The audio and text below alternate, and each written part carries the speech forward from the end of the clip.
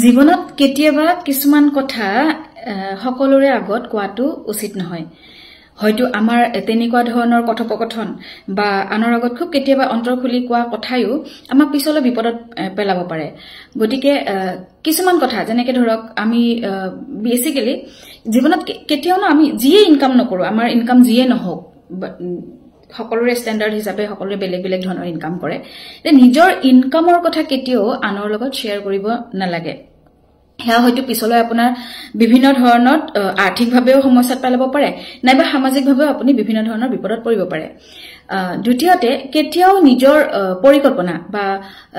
হয় না যে মই একচুয়ালি মই মোৰ ক্লায়েণ্টক প্ৰায় কওঁ যে নিজে যেটো স্টেপ লব স্টেপবোৰ লওতে কেতিয়াও ডিসকাস কৰিব নালাগে অগত্যা যাৰ লগত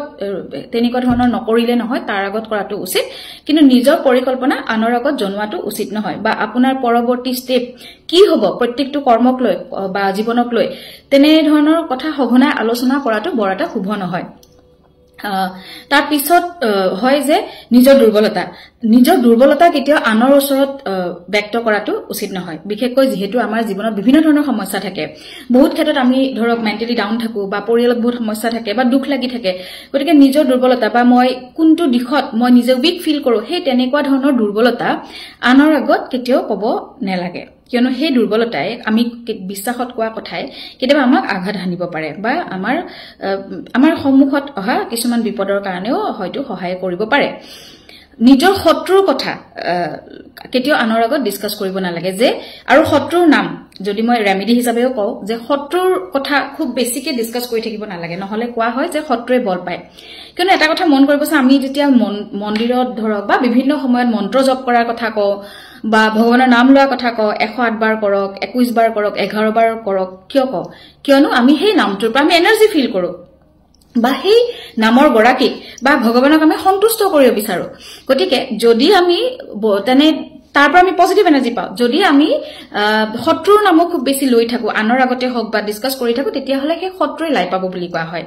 আৰু সেই শত্ৰুৱে বিভিন্ন ধৰণৰ আমাৰ জীৱনত বিভিন্ন প্ৰকাৰে অসুবিধা আনিব পাৰে গতিকে শত্ৰুৰ বেছি নাম লৈ থকাও উচিত নহয় আৰু আনৰ আগতেও নিজৰ শত্ৰুৰ বিষয়ে কোৱাটো উচিত নহয়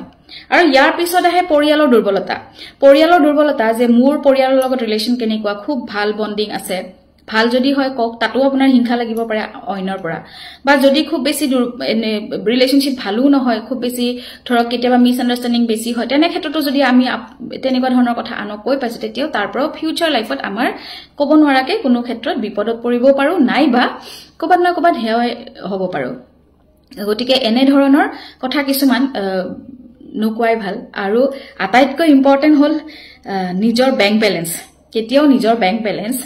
অইনৰ আগত ডিসক্লোজ কৰাটো উচিত নহয় ইয়াৰ লগতে নিজে কি কৰি ভাল পায় বা নিজৰ লক্ষ্য কি নিজৰ ভাল পোৱা কি এই সমূহ কথাও